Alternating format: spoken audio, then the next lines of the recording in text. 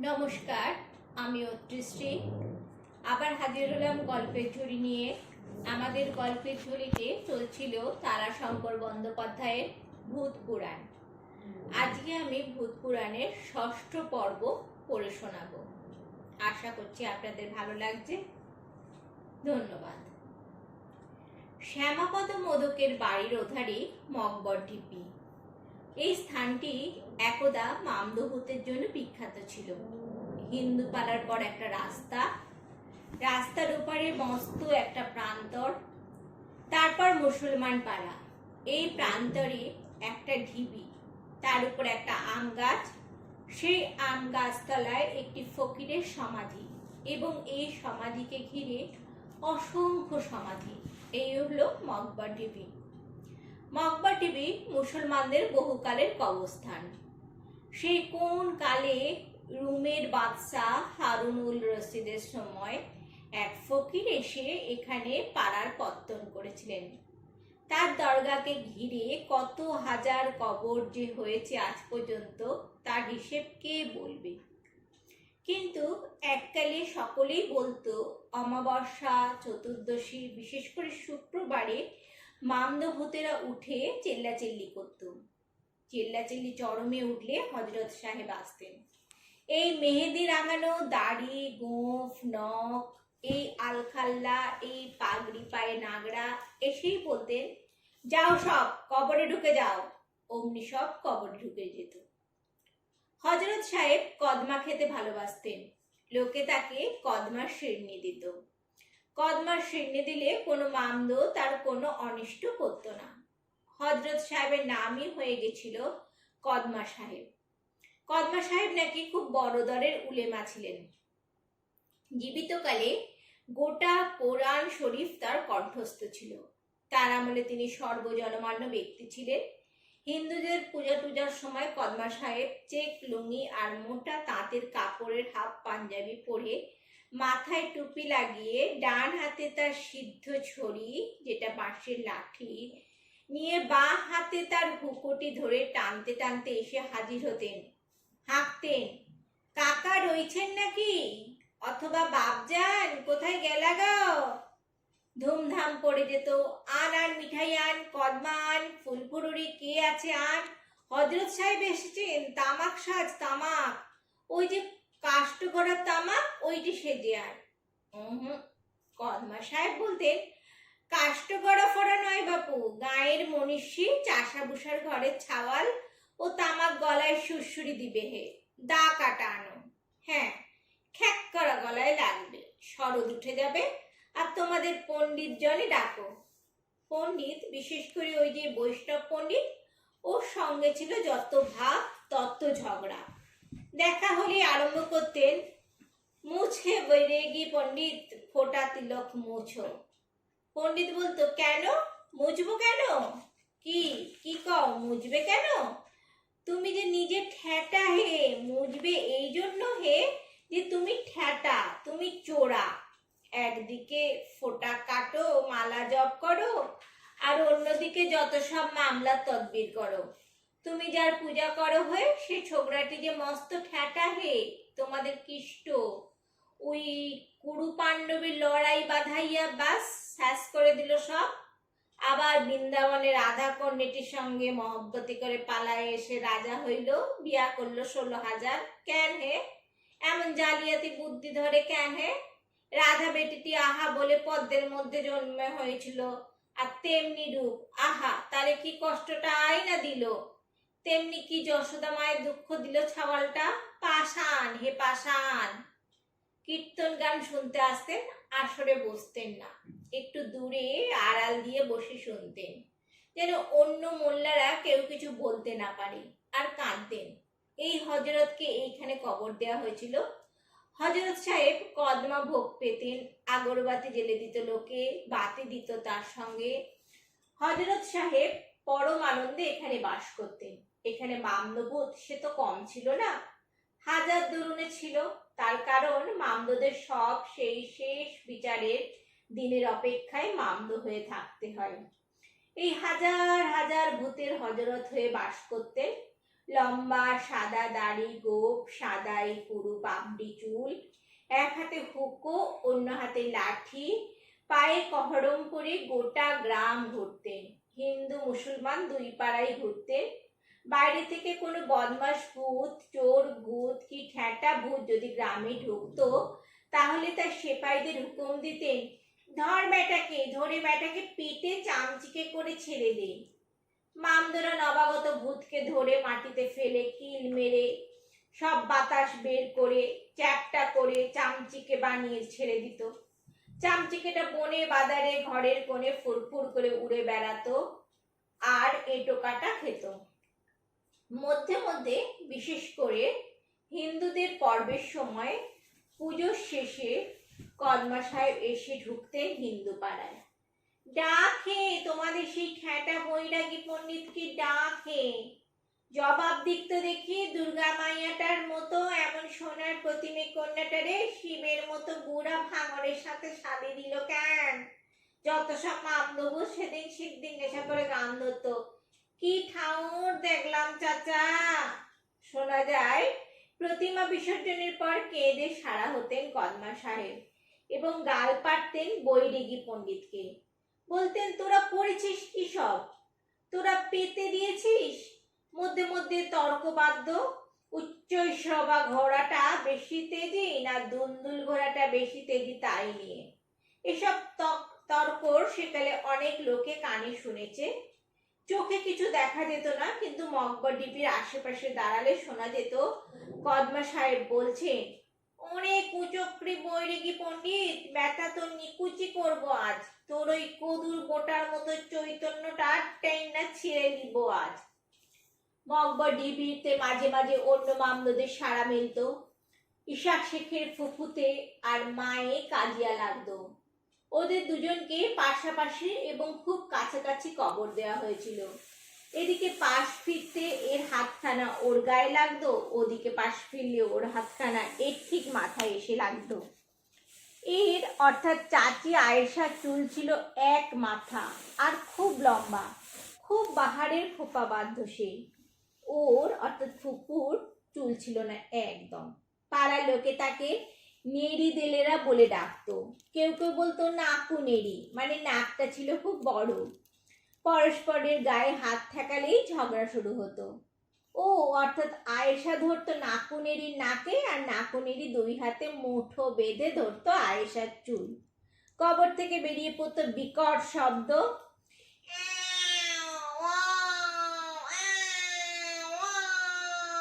তারপর দুটো মিশ কালো কিছু দুটো কালো বেড়ালের মতো ছেঁড়াছেড়ি কামড়া কামড়ি করতো। কদমা সাহেবের মৌজ ভেঙে যেত। কদমা সাহেব আপিং খেতেন। সেই আপিংয়ের মৌজ ছুটে গেলেই রাগে খ্যাপা হয়ে যেতেন। কদমা সাহেব হাতের ডান্ডাটা মাটির উপর ঠুকে ইশাকের চাচাকে ডাকতেন, ধরে আন দুটোকে। দুটো মেয়েই এরপর মাথার উপর বোরখা চাপিয়ে সামনে আসতো এবং বোরখার মধ্য থেকে এক হাত জিভ কেটে হাত জোর করে এসে দাঁড়াতো আর কাঁদতো। এ কেঁদে বলতো, আমার সব চুল ছিঁড়ে নিলে। ও বলতো, আমার নাক কামড়ে কি করেছে দেখেন হজরত। মকবর ঢিপির চারপাশে কটা তাল গাছ আছে।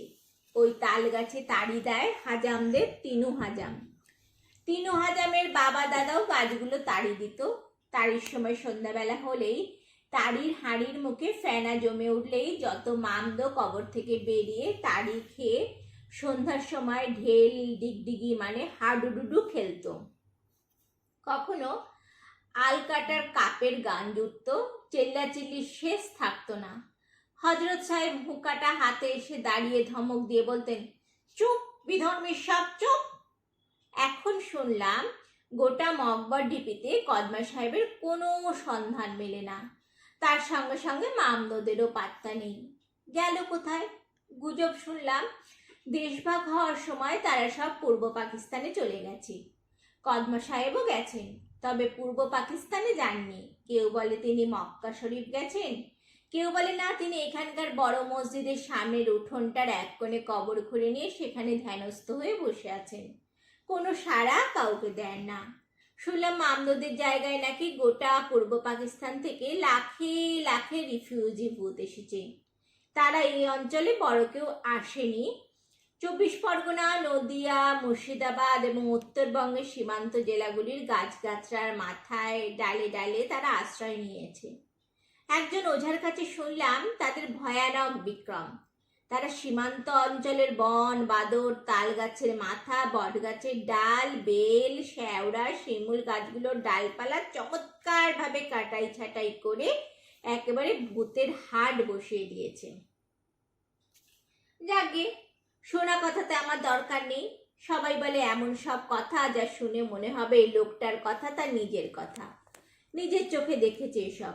কিন্তু জেরা করলেই বলে আমি শুনেছি। কাজে আমি নিজের রিসার্চে রত হলাম। 4 রাত্রি পর পর জেগে রইলাম, ঘুরে ঘুরে বেড়ালাম। ভাগ্যক্রমে অমাবস্যার কাছাকাছি গিয়ে পৌঁছেছিলাম। একাদশী ছিল সেদিন। পাঁজিতে সেদিন ছিল রাত্রি 10টার পরে মৃতের ত্রিপাদ দোষ অর্থাৎ পুষ্করা প্রাপ্তি। পরদিন সন্ধ্যা থেকেই অগ্নিকোণে ছিল যোগিনী, তার সঙ্গে কাল রাত্রি ঘাতচন্দ্র, মৃতের দ্বিপাদ দোষ। তারপর দিন ছিল চতুর্দশীতে ভূত লগ্ন। তারপর দিন তো সাক্ষাৎ অমাবস্যা। এই অমাবস্যায় ভূতদের সেনা বিভাগ থেকে মানুষদের উপর কারফিউ জারি করা হয়ে থাকে। এদিন রাত্রে ভূতেরা হুম হাম করতে করতে বের হয়। ভয় পেয়ে কেউ গাছে উঠলে পিছন থেকে খোনা সুরে কে যেন হেসে ওঠে, তখন মুখ থেকে আপনি বেরিয়ে যায়, ভূতের ভয়ে উঠলাম গাছে, ভূতেরা ফেলে হাতের কাছে। এরপর মুঠ করে ঘাটটি ভেঙে চুঁ করে রক্ত খেয়ে নেওয়ার অপেক্ষা। এই কয়েকটা রাত্রি আমি জেগে রইলাম। প্রথম রাত্রি রামাইদের সেই বিখ্যাত নিম গাছটার বাচ্চা নিম গাছের ঠিক সামনে। দ্বিতীয় রাত্রি গেলাম শাহ পুকুরের পাড়ে, যেখানে সেই বিরাট শিমুল গাছটি ছিল, যে গাছের কোটরে কোটরে থাকতো 4টে পেদনি, গাছটার গোড়ায় থাকতো গোটা কয়েক গোদানা, 4টে মূল ডালে থাকতো 8টা গোলাম ভূত, আর যার মাথাটা ছিল এই অঞ্চলের ভূতদের টাউন হল। সেই শিমুল গাছের তলায় কাটালাম। গাছটার তলায় গোটা গ্রামের অশৌচের হাঁড়ি ফেলা হতো। ভূতদের সে এক বিরাট জমায়েত হওয়া স্থান। এই গাছটাও নেই, তবু জায়গাটা আছে আশেপাশে। মানে শাহপুকুরের চারপাশে আরো 3টে পুকুর আছে, বাড়ি পুকুর, কালীসাগর, কাশির পুকুর। সেখানেও অনেক গাছ আছে। ভূতেদের পক্ষে বেশ মনোরম থাকবার জায়গা। কাশির পুকুরে কয়েকটা ভূত ছিল আর পেদনি ছিল। তারা বাঁশঝাড়ে থাকতো। লোকজন গেলেই বাঁশেদের সঙ্গে নিজে বাঁশ হয়ে দিব্যি মরা বাঁশের মতো রাস্তায় পড়ে থাকতো। লোকে যেই সেটাকে পার হয়ে যেত অমনি বাঁশটা উঠে যেত তারাক করে। সঙ্গে সঙ্গে লোকটা হুই আকাশে উঠে গিয়ে ধপাস করে মাটিতে পড়ে মরত। এখানে আমি ঘুরে ঘুরে বেড়ালাম সারাটা রাত। খুট শব্দ হলেই কান খাড়া করেছি, টর্চ ফেলেছি, আর টর্চ না ফেলেও দেখেছি। তৃতীয় হলো লালুক চাঁদার বটগাছ। ফনা পেদনি একটা ডালে দাঁড়িয়ে আর একটা 2 হাত ধরে হেঁয়ো হেঁয়ো হেঁয়ো মরে মরে মরে, দোলন খেয়ে আঁশ মেটে না গো, বট বৃক্ষে চড়ি মরে মরে মরে। ফনা পেদনি নাচতো চমৎকার, গাইতেও চমৎকার। মধ্যে মধ্যে নাকি ভূতেদের জলসায়ও নাচ গান করতো। এই ফনা পেদনি রাস্তা না লালুক চাঁদার পাড়ের বটবৃক্ষ তলায় এক রাত্রি কাটালাম। কিন্তু তাই বা কোথায় কি, এই বট গাছটাও এখন নেই। গ্রাম বেড়েছে, পুকুরটা 4 পাড়ের উপর বসতি হয়েছে। আজকাল মুখাগ্নিও এখানে হয় না। গঙ্গা নিয়ে যাবার জন্য এখানে মরা গাছের ডাল বেঁধেও রাখে না। এখানে এখন ডোমরা বাস করছে। এখানকার ডোমরা বিখ্যাত চোরও বটে। আমি অনেক গল্প লিখেছি ওদের নিয়ে। ডোমদের জিজ্ঞাসা করলাম, হ্যাঁ রে, তোরা কোনো খবর রাখিস ফনা পেদনির? তোরা তো রাতও জাগিস, বলতো খবর। ওদের মধ্যে প্রধান এখন সরলার মা, 80-র উপর বয়স। সে বললে, সেসব কোথায় বাবা পাবো, খবর কে দেবে? সারা রাত্রির মধ্যেও এতকালে কোনো ভূত পেদনির সাড়া পাই না। তবে হ্যাঁ, সেকালে ছিল, তা শুনেছি। তুমি বাবা বরং লাঘাটা নদীর ব্রিজের হোতা গিয়ে দেখো, সড়কের ওপর সেকালে আলিয়া ভূত নাম তার রশি পেত্তা সারা অঙ্গে আগুন জ্বলতে জ্বলতে ছুটে বেড়াতো। ওই গোগার বটতলায় বাইনপাড়া থেকে ছুটতে ছুটতে যেত নদীর ধার পর্যন্ত, তারপর নদী পার হতে না পেরে নদীর ধারে ধারে মলাম জলে বলে চেঁচাতো। এই গায়ের চামড়া ওটা রাঙা সাদা মেশানো গায়ের রং, সর্বাঙ্গের কোথাও চুলের চেন্ন নাই, তার কথা তো মনে আছে। নদীর ধারে রেলের পুলের গোড়ায় গিয়ে দেখতে পারো। তার ওদিকেই গায়ের শ্মশান, শুধু এ গায়ের কেন, 10খানা গায়ের, ওখানে দেখতে পারো। রশি পেত্তা, রাসমণি বাইন কন্যে, গায়ের কাপড়ে আগুন লেগে পুড়ে মরে পেত্তা হয়েছিল। পেত্তা মানে আলিয়া। বাইনপাড়া থেকে রশি পেত্তা জ্বলতে জ্বলতে নিভতে নিভতে যেত নদীর ধার পর্যন্ত। নদীর ধারে ধারে পেত্তাদের অর্থাৎ আলিয়াদের রাত দুপুরের মজলিস বসত। মানুষদের যেমন দুপুরবেলা মেয়েদের মজলিস বসে, গল্প গুজব পরনিন্দা তাস খেলা কড়ি খেলা চলে, তাই হতো ওদের রাত দুপুরের মজলিস। পেত্তাও এখানে কম ছিল না। এই গা ও গা সে গা মানে চারপাশে 10-12খানা গ্রাম থেকে জনা 10 পেত্তা আসতো। এতে সবই হলো মেয়ে। ওই চামড়া ওঠা ফ্যাকফেকে অর্থাৎ দগদগে লাল সাদা সে এক বিভৎস গায়ের রং। রাত্রের অন্ধকারে ওই রঙের সর্বাঙ্গ থেকে দপদপ করে আগুন বের হয়। ওরা নদীর ধারে একটা পতিত জায়গায় জবজবে জলার মধ্যে ওদের আসর ফেলত। গায়ের জ্বালায় ওরা জবজবে জলায় গড়াগড়ি খেত। সেখানেও রাত্রি কাটালাম। এখন সেখানেও আর তেমন ঠাঁইটি নাই। বসত অনেক হয়েছে। পুলের মাথায় ইলেকট্রিক আলো জ্বলে। বেশ খানিকটা রাত্রি পর্যন্ত সাঁওতাল বসতিতে মাদল বাজে, গান বাজনা হয়। ছোটখাটো একটা কারখানা মতোও হয়েছে। ভোরবেলা না হতে সেখানেও ভোঁ বাজে। রাত্রি দুপুরে অমাবস্যার ঘুরঘুটি অন্ধকারে সেখানে জেগে বসে থাকলাম। কিন্তু কোথায় কি, কতগুলো জোনাকি পোকা দীপ দীপ করে জ্বলা ছাড়া আর কোনো হদিশ পেলাম না। গোটা 2-3 জোনাকি পোকা ঝটকা দিয়ে মাটিতে ফেলে পা দিয়ে দোলে দিলাম। দেখলাম পোকাটা পোকাই বটে, ভূত টুত নয়। ফসফরসের একটা করে লম্বা দাগ কিছুক্ষণ মাটির উপর কালির আঁচলের মতো জেগে রইল, তারপর উপে গেল। তাহলে এরা গেল কোথায়? সবই মিথ্যে। অমাবস্যার পরদিন সে প্রায় হতাশ হয়ে ভাবছি। হাতে যম দত্তর ছকে দেয়া একখানা ফর্ম। দত্তের নির্দেশ, বৈজ্ঞানিক পন্থায় অনুসন্ধান চালাতে হবে।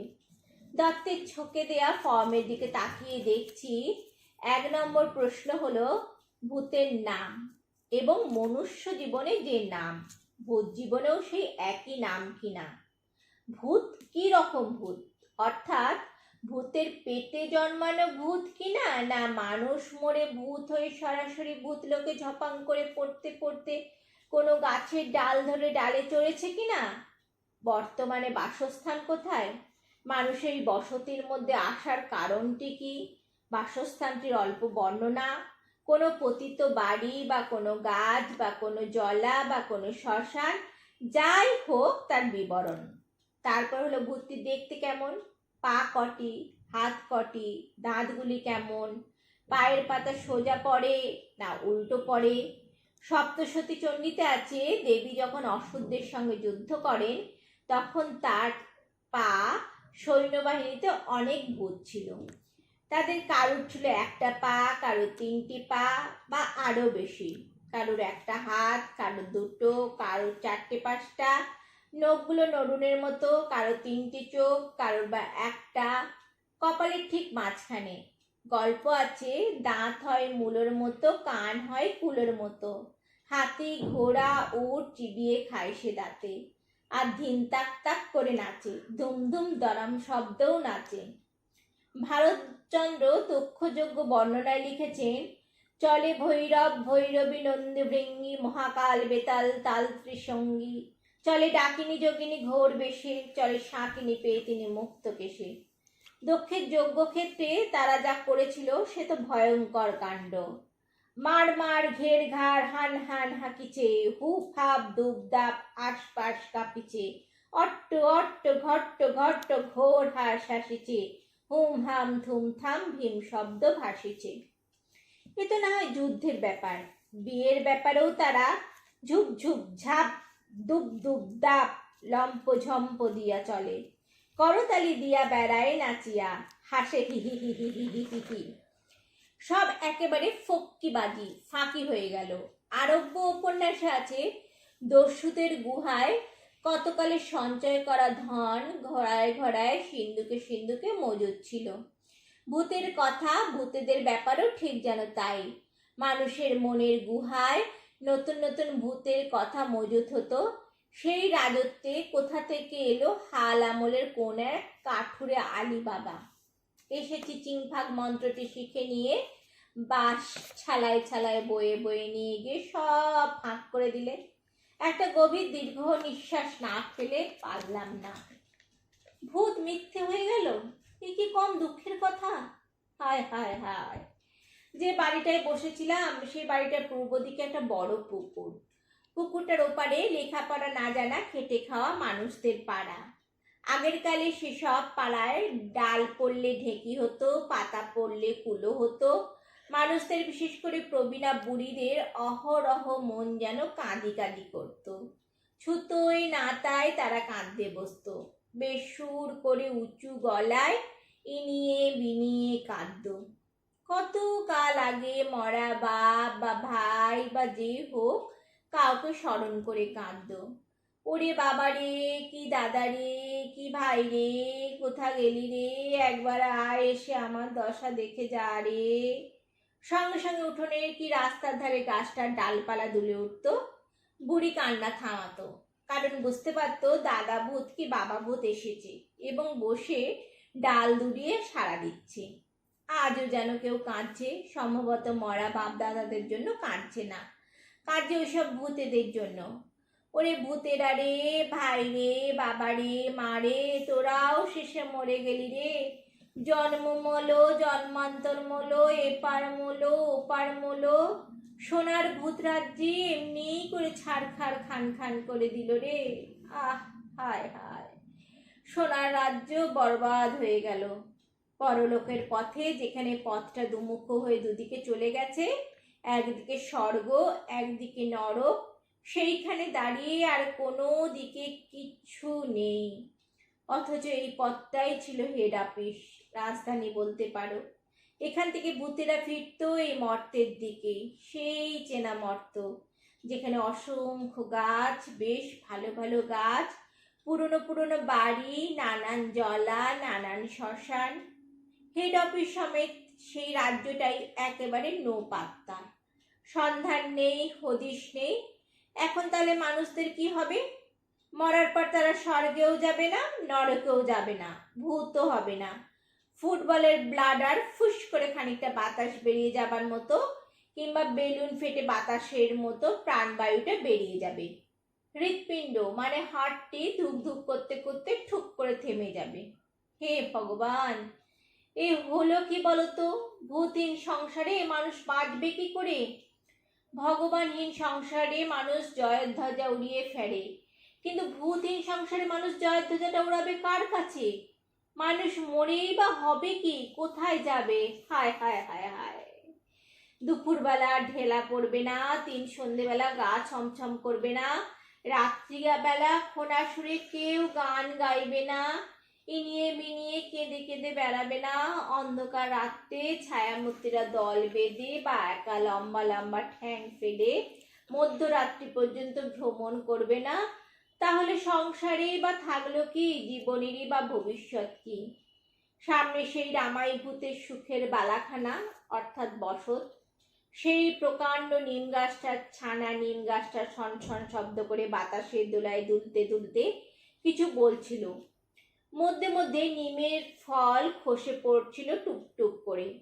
ঠিক এমনি সময় টেলিগ্রাম বলে বাড়ি ঢুকলো আমাদের পোস্ট অফিসের টেলিগ্রাফ পিয়ন। টেলিগ্রাম? কে টেলিগ্রাম করলে? বিরক্ত করে দেবে এরা। কি অন্যায় করেছে এই সাহিত্যিক হয়ে, নভেল, নাটক, গল্প ছড়া পাঁচালে লিখে। দেশ স্বাধীন হওয়ার পর মানুষেরা ভাই খেপে উঠেছে সভা, মজলিস, জলসা, নাট্যাভিনয়, নৃত্যনাট্য নিয়ে। দাপাদাপির যেন বিরাম নেই। কলকাতার রবীন্দ্র সদন থেকে শুরু করে লাভপুর, যে লাভপুর তার আশেপাশে গ্রামের চণ্ডী মণ্ডপ পর্যন্ত, গ্রামের লোকেরাও 2-3টে করে সভা করে চলেছে। এতে প্রয়োজন সভাপতিত্ব করবার জন্য একজন নিরীহ সাহিত্যিকের, যাদের পয়সা করে দিতে হবে না, জল খেতে দিলেও হবে, না দিলেও হবে, এবং দিলেও তিনি খাবেন না। যাবার সময় হেঁটে বাড়ি যাবেন, নেবেন একটি ফুলের মালা আর দেবেন একটি বক্তৃতা, আর বসে থাকবেন সারাক্ষণ, সেই আরম্ভ থেকে শেষ পর্যন্ত। বলতে ভুলেছি, এখানে আসা অবধি এদের আর হামলার শেষ নেই। সকালে 2 দল আসে তো বিকেলে 4 দল আসে। যেতেই হবে, আমাদের ওখানে যেতেই হবে। এদের বহু কষ্টে ঠেকানো যায় নানান অজুহাত দেখিয়ে।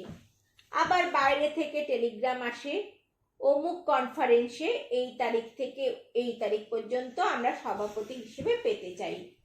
কেউ লেখেন উদ্বোধন করতে হবে, কেউ লেখেন প্রধান অতিথি হতে হবে। এর মধ্যে 2খানা টেলিগ্রাম পেয়েছি, ঈশ্বরের বিরুদ্ধে প্রতিবাদ সভা, আসতেই হবে। 1খানা টেলিগ্রাম এসেছে, ভূমিকম্পের যে বিধান আছে তা তুলে দেবার জন্য আমরা মিছিল করব, অবিলম্বে চলে আসুন। তেমনই ধরো একটা কিছু হবে, টেলিগ্রামটা খুলে একটু চঞ্চল হলাম, যম দত্তের টেলিগ্রাম। নিখিল জগৎ পণ্ডিত সভা, ভূত নাই বা ভূত থাকতে পারে না প্রস্তাব পাশ করবার জন্য বিরাট কনফারেন্স করছে। ইতিমধ্যে চারিদিকে পোস্টার পড়েছে, ভূত নাই, ভূত নাই, ভূত নাই, ভূত ছিল না, ভূত নাই, ভূত থাকবে না। এই নিয়ে বিখ্যাত পণ্ডিতেরা প্রবন্ধ লিখেছেন। ভূতকে এই সময়ে প্রমাণ না করলে সর্বনাশ হবে, সুতরাং প্রমাণপত্র সংগ্রহ করে ফেলো, পারো তো একটা ট্রেন বোঝাই ভূত সঙ্গে নিয়েই চলে এসো।